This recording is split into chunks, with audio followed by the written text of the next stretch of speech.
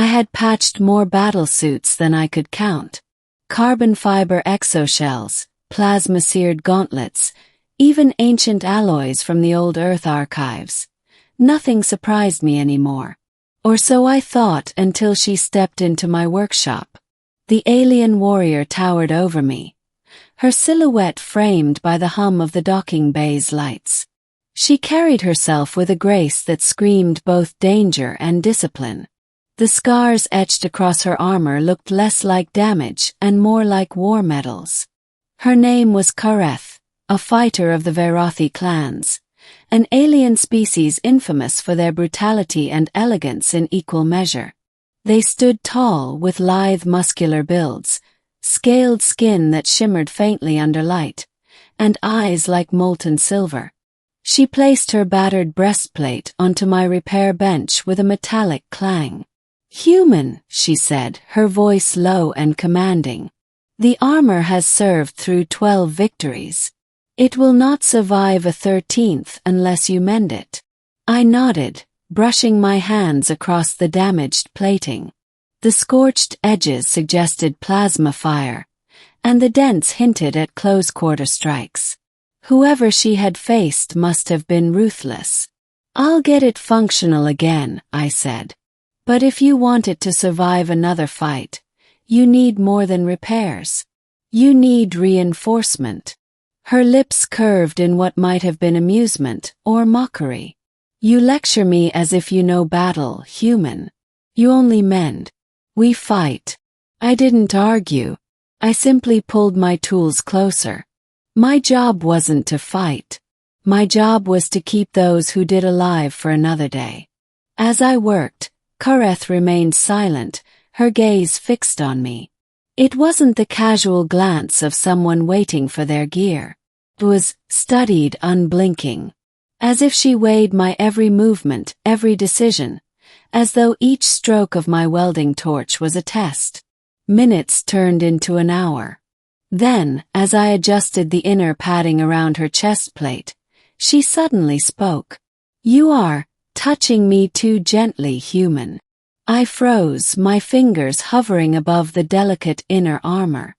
Her silver eyes gleamed with a strange intensity. "No warrior deserves gentleness. Why do you treat me as if I am fragile?" Middle. I had been accused of many things in my career. Sloppiness, stubbornness, even recklessness. But gentleness, that was new. "Because," I said carefully, "armor isn't just plates and metal. It's a second skin. If I handle it roughly, it won't fit you. If it doesn't fit you, it won't protect you." Kareth tilted her head, as though parsing my words. The Verothi were bred for war. To them, pain was proof of strength. Scars were proof of survival.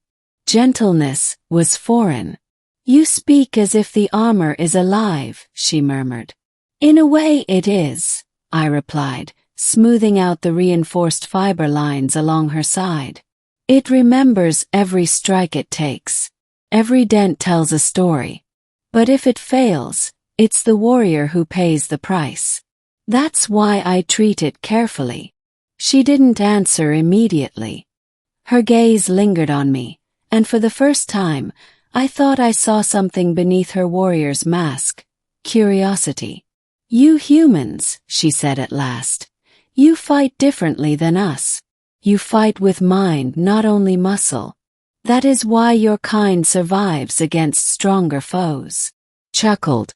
"We survive because we're stubborn. We don't stop trying, even when we should." For a fleeting second, her expression softened. Then it was gone, replaced by her usual hard exterior. I finished repairing her breastplate and motioned for her to step forward. "Put it on. Let's see how it feels." Kareth obeyed, sliding into the armor with practiced ease. As I tightened the clasps and adjusted the fit, I noticed faint ridges along her arms, scars that her scales could not fully hide. They weren't battle scars. They looked older, carved into her skin by ritual rather than combat. "Clan markings?" I asked quietly. She stiffened, her voice edged with warning. Few outside my people recognize them. I've studied alien cultures, I admitted. I like to know the stories behind the armor I repair. Each scar, each mark, it all means something. Her silver eyes searched mine, and for the first time she looked almost vulnerable.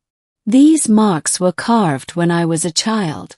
Proof that I was worthy to wield a blade. Proof that I would never bow. I nodded slowly. And yet, here you are, trusting a human to mend your second skin. That earned me a faint growl. Do not mistake necessity for trust. But the words lacked bite. Hours passed. I replaced microservos in her gauntlets, rebuilt her shoulder plating, and reforged the chest seals. Throughout, Kareth stood close, watching with an intensity that made the air feel heavier. Finally, I slid the last piece of armor into place. She flexed her arms, tested her range of movement, and then, she smiled. Not the sharp, mocking grin of a predator, but something rare, fleeting, almost human. You mend as if you fight beside me, she said quietly. As if each seam were your own lifeline. Because in a way it is, I admitted. Every warrior who comes back from battle proves whether I did my job right. If I fail, you don't return. Her gaze lingered on me, her voice softer than I expected. You give more of yourself than you admit. Perhaps too much. Before I could reply, the station alarms blared. The sharp, rising wail echoed across the repair bay. An enemy incursion. Karetha's expression shifted instantly from softness to steel. She grabbed her freshly repaired helmet, locking it into place. Then we test your work, human. Climax. The enemy struck faster than expected. Pirates armed with stolen tech, swarming the station's outer ring. Explosions rippled through the docking bays, sending tremors through the floor. I ducked behind my workbench as plasma fire seared the air. Kareth, already in motion, met the attackers head-on. Her newly mended armor gleamed under the flashes of energy fire, each plate deflecting shots with reinforced resilience. She moved like liquid steel, her blade flashing in arcs of silver. I couldn't fight like her. But I wasn't helpless either. I grabbed a pulse pistol from the emergency rack and covered her flank. Every time an enemy tried to circle behind her, I picked them off. My shots weren't elegant, but they kept her from being overwhelmed. At one point, a pirate's plasma grenade rolled across the floor toward me. I froze, too slow to react, until Kareth lunged, kicking it away just before it detonated. The blast knocked her back, her armor sparking, but it held. She rose, battered but unbroken, and snarled. Your repairs saved me. And then she fought with renewed fury. Together we drove them back. She carved through their front lines, while I supported with precision fire. It wasn't planned, but it worked. Finally, as the last pirate fell, silence settled over the bay. Smoke curled through the air, the acrid stench of burnt metal filling my lungs. Kareth removed her helmet, revealing sweat-slicked scales and fierce silver eyes.